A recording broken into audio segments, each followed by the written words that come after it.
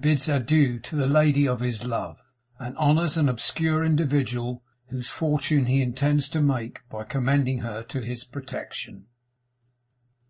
The letter, being duly signed, sealed, and delivered, was handed to Mark Tapley for immediate conveyance, if possible, and he succeeded so well in his embassy as to be enabled to return that same night, just as the house was closing, with the welcome intelligence that he had sent it upstairs to the young lady, enclosed in a small manuscript of his own, purporting to contain his further petition to be engaged in Mr Chuzzlewit's service, and that she herself had come down and told him, in great haste and agitation, that she would meet the gentleman at 8 o'clock tomorrow morning in St. James's Park.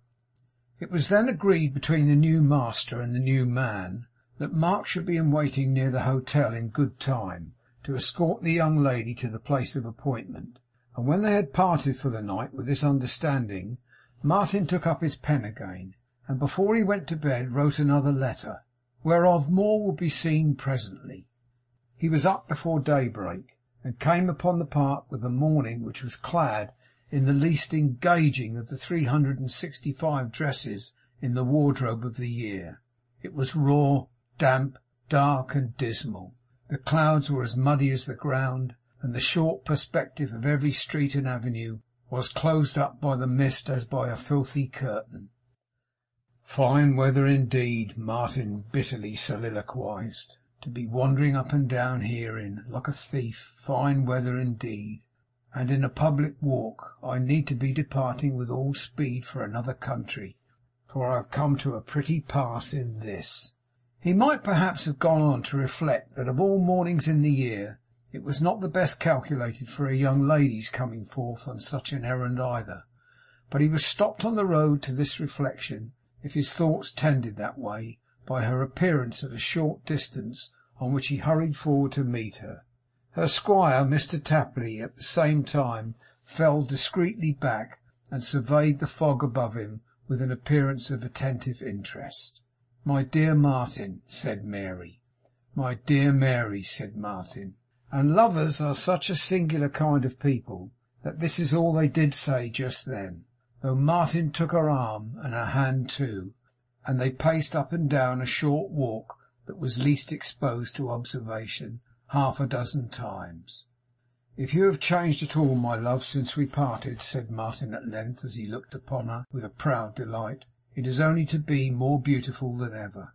Had she been of the common metal of love-worn young ladies, she would have denied this in her most interesting manner, and would have told him that she knew she had become a perfect fright, or that she had wasted away with weeping and anxiety, or that she was dwindling gently into an early grave, or that her mental sufferings were unspeakable, or would, either by tears or words, or a mixture of both, have furnished him with some other information to that effect, and made him as miserable as possible.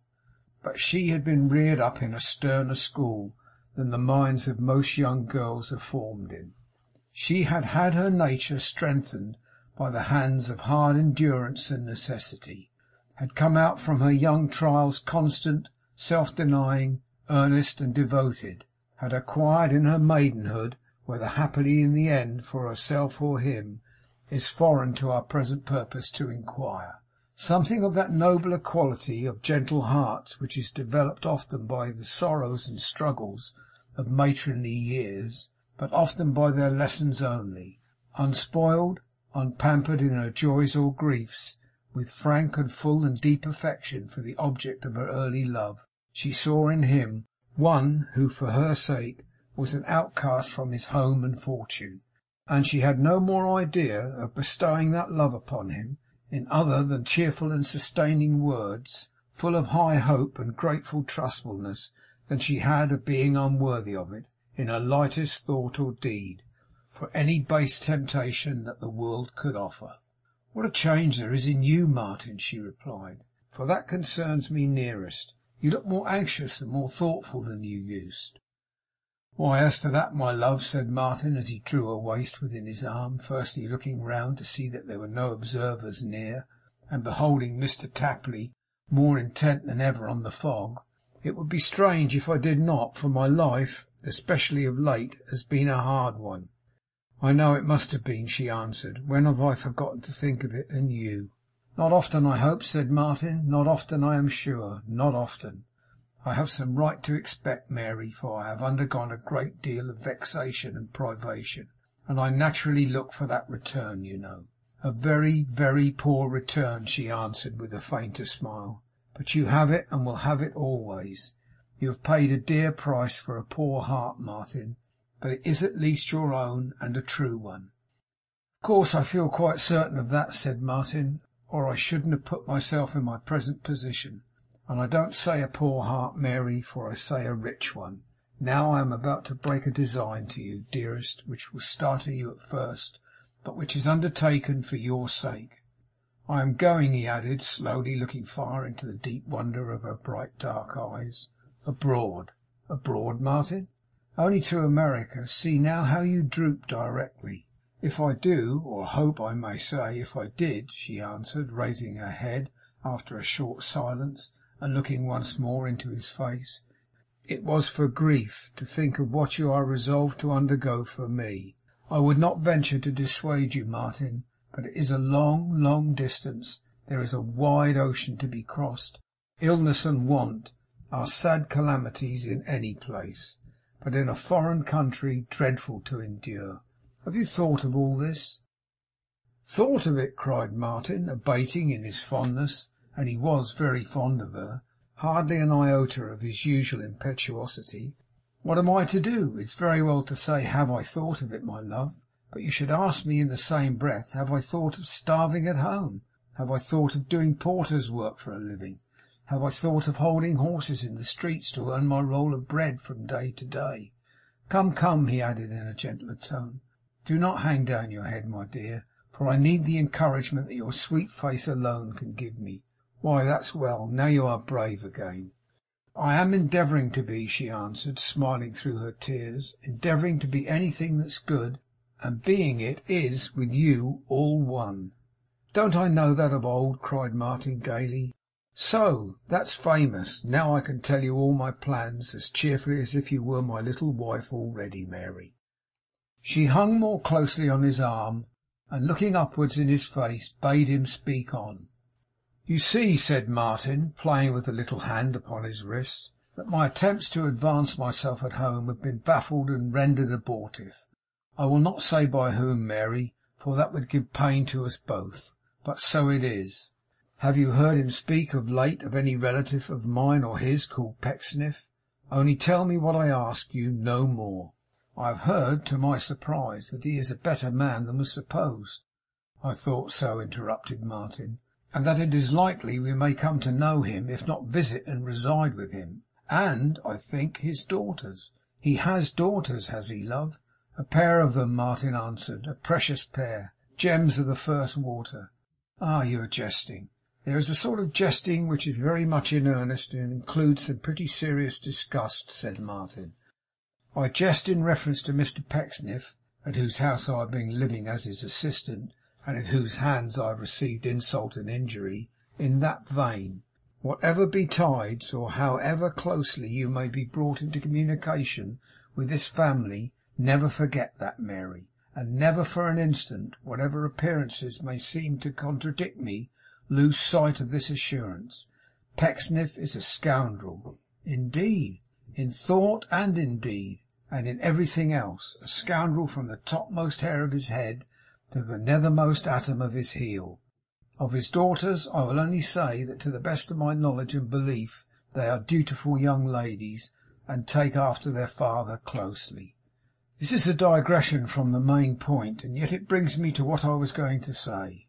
He stopped to look in her eyes again, and seeing in a hasty glance over his shoulder that there was no one near, and that Mark was still intent upon the fog, not only looked at her lips too, but kissed them into the bargain. 'Now I am going to America, with great prospects of doing well, and of returning home myself very soon. It may be to take you there for a few years, but, at all events, to claim you for my wife, which, after such trials, I should do with no fear of your still thinking it a duty to cleave to him who will not suffer me to live. for this is true, if he can help it, in my own land. How long I may be absent is of course uncertain, but it shall not be very long. Trust me for that. In the meantime, dear Martin, that's the very thing I'm coming to. In the meantime, you shall hear constantly of all my goings on. Thus.' He paused to take from his pocket the letter he had written overnight, and then resumed. 'In this fellow's employment, and living in this fellow's house, by fellow I mean Mr Pecksniff, of course, there is a certain person of the name of Pinch. Don't forget, a poor, strange, simple oddity, Mary, but thoroughly honest and sincere, full of zeal, and with a cordial regard for me, which I mean to return one of these days by setting him up in life in some way or another. Your old kind nature, Martin.' 'Oh,' said Martin, 'that's not worth speaking of, my love. He is very grateful and desirous to serve me, and I am more than repaid. Now, one night I told this Pinch my history and all about myself and you, in which he was not a little interested, I can tell you, for he knows you. You may look surprised, and the longer the better, for it becomes you. But you have heard him play the organ in the church of that village before now, and he has seen you listening to his music, and has caught his inspiration from you too.' 'Was he the organist?' cried Mary. 'I thank him from my heart.' 'Yes, he was,' said Martin, 'and is, and gets nothing for it either. There never was such a simple fellow. Quite an infant, but a very good sort of creature, I assure you.' 'I'm sure of that,' she said with great earnestness. 'He must be.' 'Oh yes, no doubt at all about it,' rejoined Martin, in his usual careless way. 'He is. Well, it has occurred to me, but stay. If I read you what I have written, and intend sending him by post tonight, it will explain itself. My dear Tom Pinch.' 'That's rather familiar, perhaps,' said Martin, suddenly remembering that he was proud when they had last met. 'But I call him my dear Tom Pinch because he likes it, and it pleases him.' 'Very right, and very kind,' said Mary. 'Exactly so,' cried Martin. 'It is as well to be kind whenever one can. And as I said before, he really is an excellent fellow. My dear Tom Pinch, I address this under cover to Mrs Lupin at the Blue Dragon, and have begged her in a short note to deliver it to you without saying anything about it elsewhere, and to do the same with all future letters she may receive from me. My reason for so doing will be at once apparent to you.' 'I don't know that it will be, by the bye,' said Martin, breaking off, 'for he's slow of comprehension, poor fellow, but he'll find it out in time. My reason simply is that I don't want my letters to be read by other people, and particularly by the scoundrel whom he thinks an angel.' 'Mr Pecksniff again?' asked Mary. 'The same,' said Martin, 'will be at once apparent to you. I have completed my arrangements for going to America, and you will be surprised to hear that I am to be accompanied by Mark Tapley, upon whom I have stumbled strangely in London, and who insists on putting himself under my protection.' 'Meaning, my love,' said Martin, breaking off again, 'our friend in the rear, of course.' She was delighted to hear this, and bestowed a kind glance upon Mark, which he brought his eyes down from the fog to encounter, and received with immense satisfaction. She said in his hearing, too, that he was a good soul and a merry creature, and would be faithful, she was certain. Commendations which Mr Tapley inwardly resolved to deserve from such lips, if he died for it. 'Now, my dear Pinch,' resumed Martin, proceeding with his letter, 'I am going to repose a great trust in you, knowing that I may do so with perfect reliance on your honour and secrecy, and having nobody else just now to trust in.' 'I don't think I would say that, Martin.' 'Wouldn't you? Well, I'll take that out. It's perfectly true, though. But it might seem ungracious, perhaps.' 'Oh, I don't mind Pinch,' said Martin. 'There's no occasion to stand on any ceremony with him. However, I'll take it out as you wish it, and make the full stop at secrecy. Very well. I shall not only,' this is the letter again, you know, 'I understand. I shall not only enclose my letters to the young lady of whom I have told you, to your charge, to be forwarded as she may request, but I most earnestly commit her, the young lady herself, to your care and regard, in the event of your meeting in my absence. I have reason to think that the probabilities of your encountering each other, perhaps very frequently, are now neither remote nor few, and although in our position you can do very little to lessen the uneasiness of hers, I trust you implicitly to do that much, and so deserve the confidence I have reposed in you.' 'You see, my dear Mary,' said Martin, 'it will be a great consolation to you to have anybody, no matter how simple, with whom you can speak about me. And the very first time you talk to Pinch, you'll feel at once that there is no more occasion for any embarrassment or hesitation in talking to him than if he were an old woman.' 'However that may be,' she returned, smiling, 'he is your friend, and that is enough.' 'Oh yes, he's my friend,' said Martin, 'certainly. In fact, I have told him in so many words that we'll always take notice of him and protect him. And it's a good trait in his character that he's grateful, very grateful indeed. You'll like him of all things, my love, I know. You'll observe very much that's comical and old-fashioned about Pinch, but you needn't mind laughing at him, for he'll not care about it. He'll rather like it, indeed. I don't think I shall put that to the test, Martin.' 'You won't if you can help it, of course,' he said, 'but I think you'll find him a little too much for your gravity. However, that's neither here nor there, and it is certainly not the letter, which ends thus: "Knowing that I need not impress the nature and extent of that confidence upon you at any greater length, as it is already sufficiently established in your mind, I will only say, in bidding you farewell, and looking forward to our next meeting, that I shall charge myself from this time, through all changes for the better, with your advancement and happiness as if they were my own. You may rely upon that. And always believe me, my dear Tom Pinch, faithfully your friend, Martin Chuzzlewit. P.S. I enclose the amount which you so kindly—' 'Oh,' said Martin, checking himself, and folding up the letter, 'that's nothing.' At this crisis Mark Tapley interposed with an apology for remarking that the clock at the Horse Guards was striking. 'Which I shouldn't have said nothing about, sir,' added Mark, 'if the young lady hadn't begged me to be particular and mention it.' 'I did,' said Mary. 'Thank you. You are quite right. In another minute I shall be ready to return. We have time for a very few words more, dear Martin, and although I had much to say, it must remain unsaid until the happy time of our next meeting. Heaven send it may come speedily and prosperously, but I have no fear of that.' 'Fear!' cried Martin. 'Why, who has? What are a few months? What is a whole year? When I come gaily back, with a road through life hewn out before me, then indeed, looking back upon this parting, it may seem a dismal one. But now I swear I wouldn't have it happen under more favourable auspices, if I could, for then I should be less inclined to go, and less impressed with the necessity.' 'Yes, yes, I feel that too. When do you go?' 'To-night. We leave for Liverpool to-night. A vessel sails from that port, as I hear, in 3 days. In a month or less we shall be there. Why, what's a month? How many months have flown by since our last meeting!'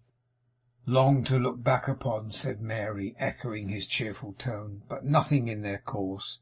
'Nothing at all,' cried Martin. 'I shall have a change of scene and a change of place, change of people, change of manners, change of cares and hopes. Time will wear wings indeed. I can bear anything so that I have a swift action, Mary.' Was he thinking solely of her care for him when he took so little heed of her share in the separation, of her quiet monotonous endurance, and her slow anxiety from day to day? Was there nothing jarring and discordant even in his tone of courage, with this one note, self, for ever audible, however high the strain, not in her ears? It had been better otherwise perhaps, but so it was.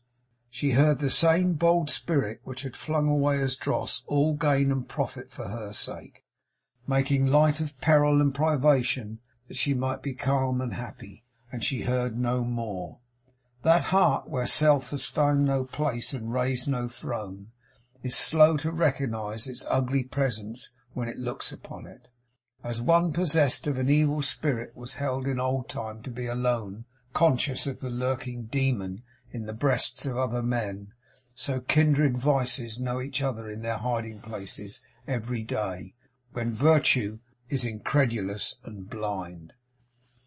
'The quarter's gone!' cried Mr Tapley in a voice of admonition. 'I shall be ready to return immediately,' she said. 'One thing, dear Martin, I am bound to tell you. You entreated me a few minutes since only to answer what you asked me in reference to the one theme.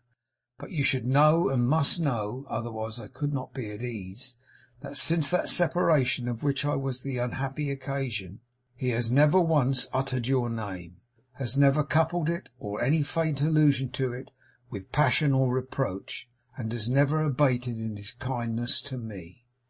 'I thank him for that last act,' said Martin, 'and for nothing else. Though on consideration I may thank him for his other forbearance also, inasmuch as I neither expect nor desire that he will mention my name again. He may once, perhaps, to couple it with reproach in his will, let him, if he please. By the time it reaches me, he will be in his grave, a satire on his own anger. God help him. Martin, if you would but sometimes, in some quiet hour, beside the winter fire, in the summer air, when you hear gentle music, or think of death, or home, or childhood, if you would at such a season to resolve to think, but once a month, or even once a year, of him, or any one who ever wronged you, you would forgive him in your heart, I know.' 'If I believe that to be true, Mary,' he replied, 'I would resolve at no such time to bear him in my mind, wishing to spare myself the shame of such a weakness. I was not born to be the toy and puppet of any man, far less his, to whose pleasure and caprice, in return for any good he did me, my whole youth was sacrificed. It became between us to a fair exchange, a barter, and no more. And there is no such balance against me that I need throw in a mawkish forgiveness to poise the scale. He has forbidden all mention of me to you, I know,' he added hastily. 'Come, has he not?' 'That was long ago,' she returned. 'Immediately after your parting, before you had left the house. He has never done so since, because he has seen no occasion,' said Martin. 'But that is of little consequence, one way or another. Let all allusion to him between you and me be interdicted from this time forth. And therefore, love,' he drew her quickly to him, for the time of parting had now come, 'in the first letter that you write to me through the post office, addressed to New York, and in all others that you send through Pinch, remember he has no existence, but has become to us as one who is dead. Now, God bless you. This is a strange place for such a meeting and such a parting, but our next meeting shall be in a better, and our next and last parting in a worse. One other question, Martin, I must ask. Have you provided money for this journey?' 'Have I?' cried Martin. It might have been in his pride, it might have been in his desire to set her mind at ease. 'Have I provided money? Why, there's a question for an emigrant's wife. How could I move on land or sea without it, love? I mean enough.' 'Enough? More than enough. 20 times more than enough. A pocketful. Mark and I, for all essential ends, are quite as rich as if we had the purse of Fortunatus in our baggage.' 'A half an hour's going,' cried Mr Tapley. 'Good-bye 100 times,' cried Mary in a trembling voice. But how cold the comfort in good-bye! Mark Tapley knew it perfectly. Perhaps he knew it from his reading, perhaps from his experience, perhaps from intuition. It is impossible to say. But however he knew it, his knowledge instinctively suggested to him the wisest course of proceeding that any man could have adopted under the circumstances. He was taken with a violent fit of sneezing, and was obliged to turn his head another way, in doing which he, in a manner, fenced and screened the lovers into a corner by themselves. There was a short pause, but Mark had an undefined sensation that it was satisfactory in its way. Then Mary, with her veil lowered, passed him with a quick step, and beckoned him to follow. She stopped once more before they lost that corner, looked back, and waved her hand to Martin. He made a start towards them at the moment, as if he had some other farewell words to say, but she only hurried off the faster, and Mr Tapley followed as in duty bound. When he rejoined Martin again in his own chamber, he found that gentleman seated moodily before the dusty grate, with his 2 feet on the fender, his 2 elbows on his knees, and his chin supported in a not very ornamental manner on the palms of his hands. 'Well, Mark?' 'Well, sir,' said Mark, taking a long breath. 'I see the young lady safe home, and I feel pretty comfortable after it. She sent a lot of kind words, sir, and this,' handing him a ring, 'for a parting keepsake.' 'Diamonds,' said Martin, kissing it. 'Let us do him justice. It was for her sake, not for theirs.'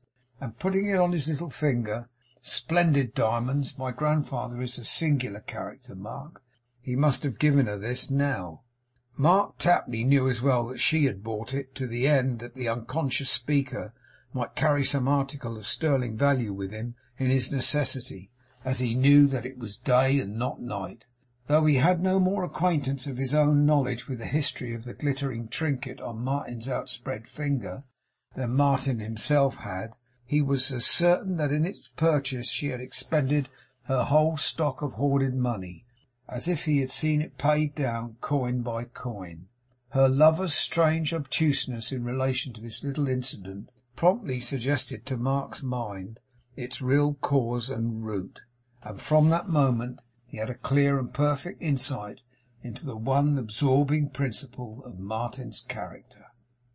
'She is worthy of the sacrifices I have made,' said Martin, folding his arms and looking at the ashes in the stove, as if in resumption of some former thoughts. 'Well worthy of them. No riches,' here he stroked his chin and mused, 'could have compensated for the loss of such a nature. Not to mention that in gaining her affection I have followed the bent of my own wishes, and baulked the selfish schemes of others who had no right to form them. She is quite worthy, more than worthy, of the sacrifices I have made. Yes, she is, no doubt of it.' These ruminations might or might not have reached Mark Tapley. Although they were by no means addressed to him, yet they were softly uttered. In any case, he stood there, watching Martin, with an indescribable and most involved expression on his visage, until that young man roused himself and looked towards him. When he turned away, as being suddenly intent upon certain preparations for the journey, and, without giving vent to any articulate sound, smiled with surpassing ghastliness, and seemed, by a twist of his features and a motion of his lips, to release himself of this word, 'Jolly.' Chapter 14